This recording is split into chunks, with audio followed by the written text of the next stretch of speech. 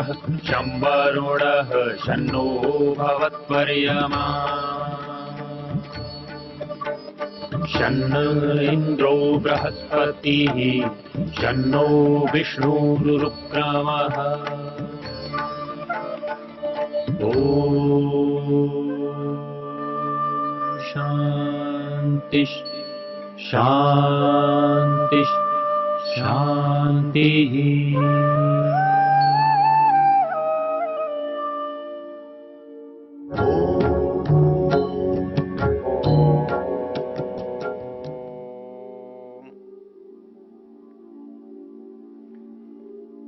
विचारणीय मंत्र है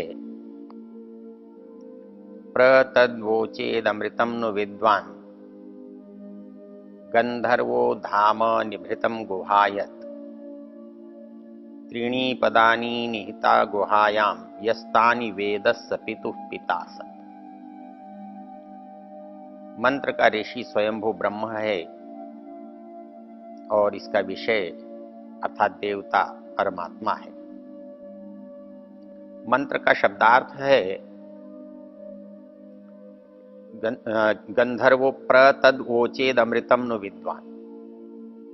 कोई वो बताने वाला तो हो, कोई वो कहने वाला तो हो। किसको कहने वाला? कहता है अमृतम नु विद्वान, जो अमर है उसका कहने वाला हो, जो छिपा हुआ है हमारे हृदयों की गुफा में उसको बताने वाला हो। और किसको बताने वाला हो? त्रीणि पदानि निहिता गुहायाम, जिसके 3 कर्म हों, 3 कर्म जिस संसार में हो रहे हों उस संसार का बताने वाला हो। इस संसार के उत्पत्ति स्थिति प्रलय को जानने वाला हो। ये भूत भविष्य वर्तमान को जो देखता हो। यदि कोई ऐसा व्यक्ति है तो वेद कहता है पितुः पिता सत्, वो पिताओं का भी पिता है, वो जानने वालों से भी बड़ा है। समस्त जो ज्ञान विज्ञान है, वो समस्त ज्ञान विज्ञान का अंत जो है, शिखर समाप्ति, वो है इन दोनों को जानना। तो इसलिए उस परमेश्वर को जानने के लिए हमारी यात्रा संसार से, शरीर से प्रारंभ होती है। हम विवेक के रूप में जिन चीजों को जानते हैं उसमें पहली चीज होती है जड़ को चेतन से अलग करना, जड़ को जड़ समझना और चेतन को चेतन समझना। हमारा पहला भ्रम यहीं पर है। हम चेतन के रूप में इस शरीर को देखते हैं, इस शरीर को हम चेतन मानकर काम करते हैं और अनुभव करते हैं कि यह शरीर ही चेतन है। लेकिन जिस समय हमारे शरीर का कोई अंग पृथक हो जाता है दुर्घटना में, बीमारी में, तब उसमें तो चेतनता नहीं होती। तो वैसे ही हमें पता लगता है कि शरीर तो जड़ है।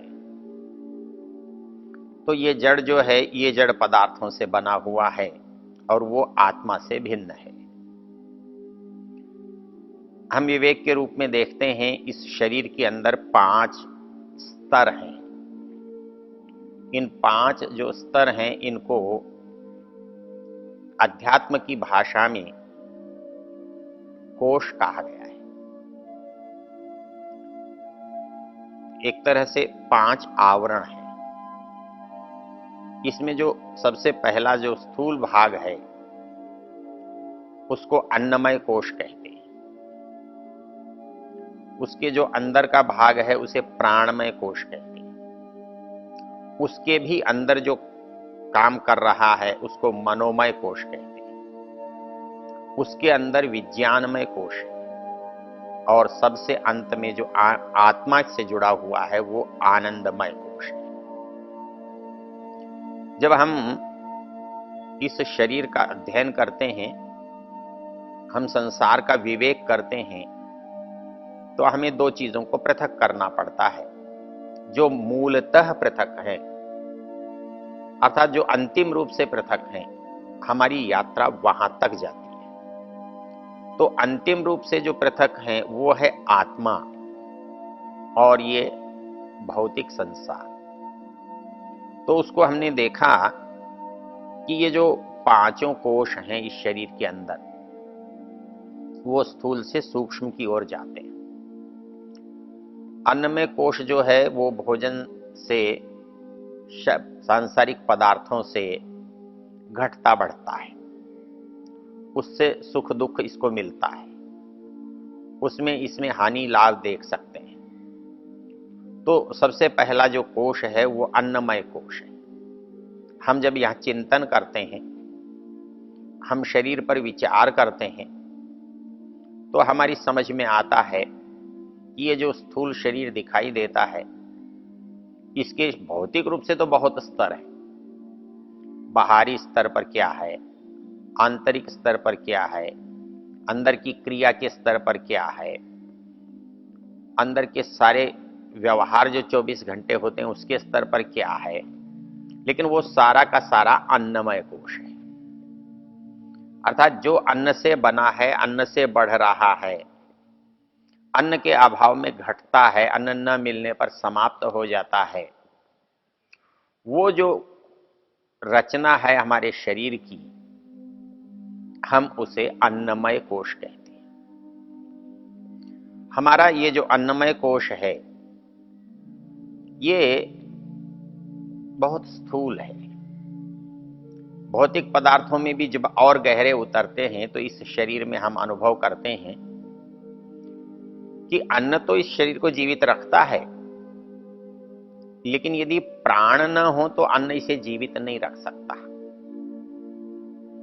इसलिए अन्न की अपेक्षा से अधिक महत्वपूर्ण प्राण है। तो अन्नमय कोश तो हमें दिखाई देता है, लेकिन प्राणमय कोश दिखाई नहीं देता, लेकिन अनुभव किया जा सकता है।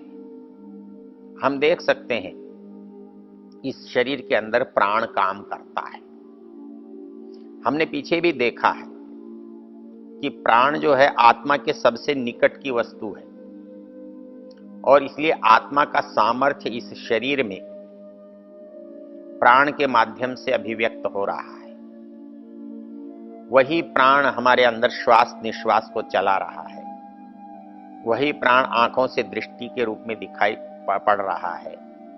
हमारे कान उसी के कारण सुन पा रहे हैं, हम उसी के कारण चखते हैं, हमको उसी के कारण गंध का अनुभव होता है, हम उसी के कारण इस सारे संसार में गति कर सकते हैं, इधर से उधर जा सकते हैं। तो दूसरा जो कोश है, दूसरी जो शरीर में रचना है, दूसरी जो स्तर है इस व्यवस्था का, दूसरे उस स्तर का नाम प्राणमय कोश है। जब हम अन्नमय कोश पर विचार करते हैं तो हमें इसके अंदर से कुछ और दिखाई देता है, उस पर जब हम विचार करते हैं तो वो हमें प्राणमय कोश के रूप में हमारे सामने आता है। ये प्राणमय कोश में जब हम विचार करते हैं तो हमको देखते तो हम हैं कि बहुत सारी चीजें वो अपने स्तर पर चला रहा है। श्वास प्रश्वास लेने में हमारी कोई भूमिका नहीं होती, हृदय के धड़कने में हमारी कोई भूमिका नहीं होती, शरीर के पाचन तंत्र में हमारी कोई सीधी भूमिका नहीं होती। तो हमें पता लगता है कि ये सब काम प्राणों के द्वारा किया जा रहा है और इसलिए ये प्राण 24 घंटे इस शरीर में कार्यरत रहते हैं। तो हमें पता लगा कि इस शरीर में दो वस्तुएं हैं। एक जो स्थूल शरीर दिखाई दे रहा है ये है जो अन्न से बढ़ता घटता है, लेकिन इसके अन्नमय कोश के अंदर भी एक और कोश है जिसे हम प्राणमय कोश कहते हैं। जब हम प्राणमय कोश के स्तर पर जाते हैं, प्राण की गतिविधियों को देखते हैं, तो वहां उससे भिन्न कुछ गतिविधियां दिखाई देती। अर्थात जब हम बाहर से इंद्रियों को रोक लेते हैं, जब प्राण को काम करते हुए देखते हैं, तो वहां प्राण से भी कुछ अलग कोई चीज दिखाई देती है। जो विचार है, जो चिंतन है, हम उसको कौन करता है? प्राण नहीं कर रहा है। तो उस प्राण से भिन्न कोई करने वाला इसके अंदर है, तब हम उस पर विचार करते हैं। तो वो अत्यंत सूक्ष्म वस्तु है मन। वास्तव में शरीर से जो लाभ और हानि उठा रहा है, न तो शरीर स्वयं उठा रहा है, न प्राण को कोई उठाने की इच्छा है। जब वहां आकर देखते हैं तो वो जो अनुभव कर रहा है वो मन है। उस मन के द्वारा हम देख रहे हैं कि कुछ अनुभव हो रहा है, सुख हो रहा है, दुख हो रहा है, हानि हो रही है, लाभ हो रहा है, आशा हो रही है, निराशा हो रही है, उत्साह हो रहा है, बलवा हो रहा है। ये सब सारी चीजें न तो शरीर के स्तर पर हो रही हैं, न प्राण के स्तर पर हो रही हैं। पता लगता है कि ये सब की सब मन के स्तर पर हो रही है। इसलिए शरीर में अन्नमय कोश को हम देख सकते हैं, प्राणमय कोश को भी हम अनुभव कर सकते हैं। जब उसके और अंदर हम जाते हैं तो हमें पता लगता है इन दोनों से भी भिन्न, इन दोनों से अलग कोई तीसरी चीज इस शरीर में काम करती है, और वो अन्नमय कोश पर भी नियंत्रण करती है, वो प्राणमय कोश पर भी नियंत्रण करती है। तब हमें पता लगता है वो मन है जो इनसे सूक्ष्म है। इसलिए हम उसको मनोमय कोश कहते हैं। मन चाहता है कि मैं ये करूं, लेकिन एक चीज पैदा हो जाती है, वो कहती है नहीं नहीं मत करो, ये करना अच्छा नहीं है। मन सोचता है कर लेना चाहिए, शायद ये अवसर दोबारा न मिले। लेकिन एक कोई अंदर से एक आवाज रहती है, वो कहती है नहीं, ऐसा करने से हानि होगी, दुख होगा, इससे लाभ नहीं होगा। तो हम चाहते हुए भी रुक जाते हैं और न चाहते हुए भी करने लगते हैं। ये जो निर्णयात्मक परिस्थिति है वो मन से भी अलग दिखाई देती है, मन से ऊपर दिखाई देती है। और इसलिए मन के संकल्प और विकल्प में जब तक गति रहती है तब तक करूं नहीं करूं, करूं तो क्या होगा, नहीं करूं तो क्या होगा, यह विचार चलता रहता है।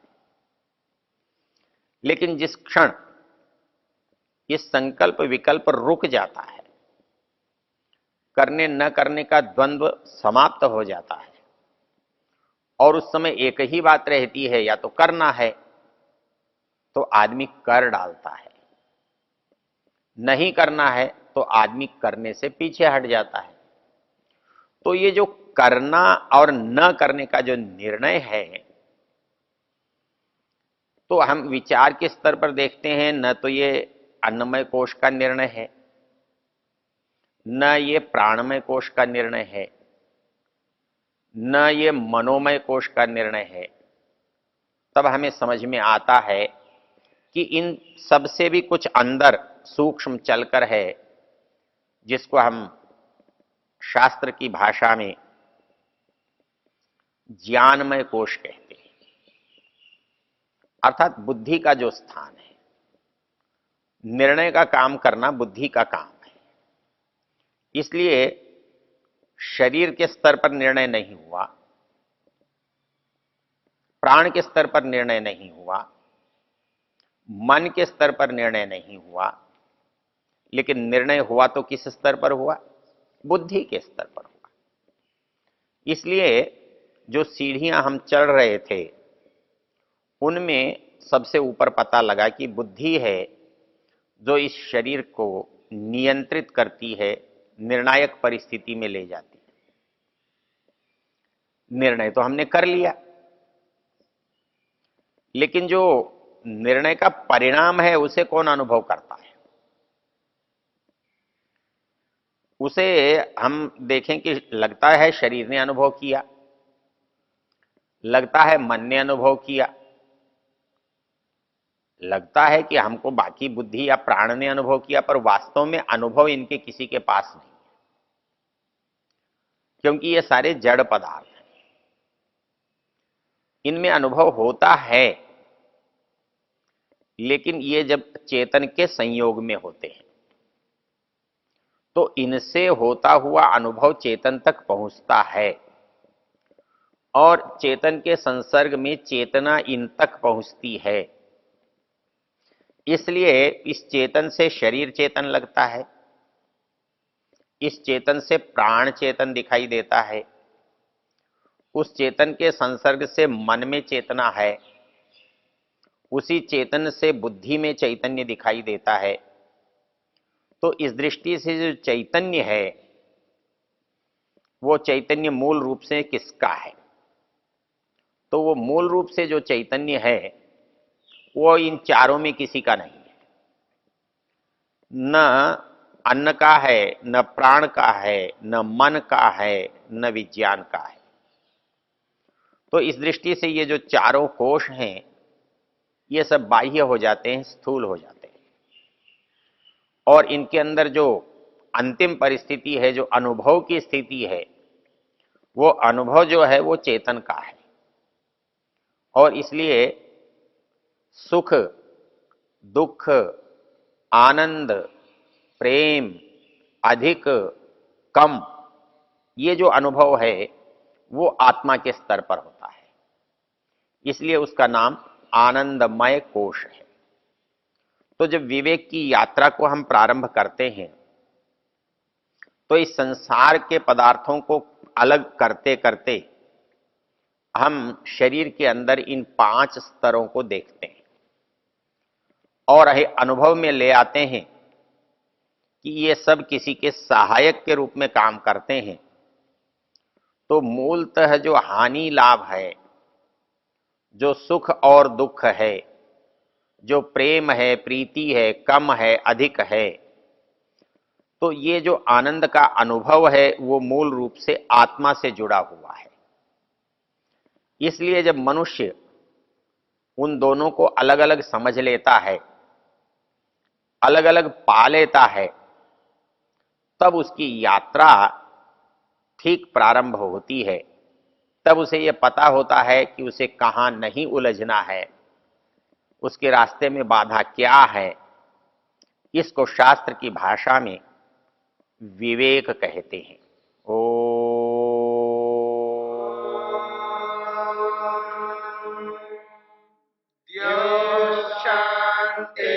शांतिरंतरिक्षं शांति पृथिवी शांतिरापः शांतिरोषधयः शांतिः वनस्पतयः शांतिर्विश्वे देवा शांतिर्ब्रह्म शांति सर्वं शांति शांतिरेव शांति क्षमा शांतिरेधि। ओम शांति शांति शांति।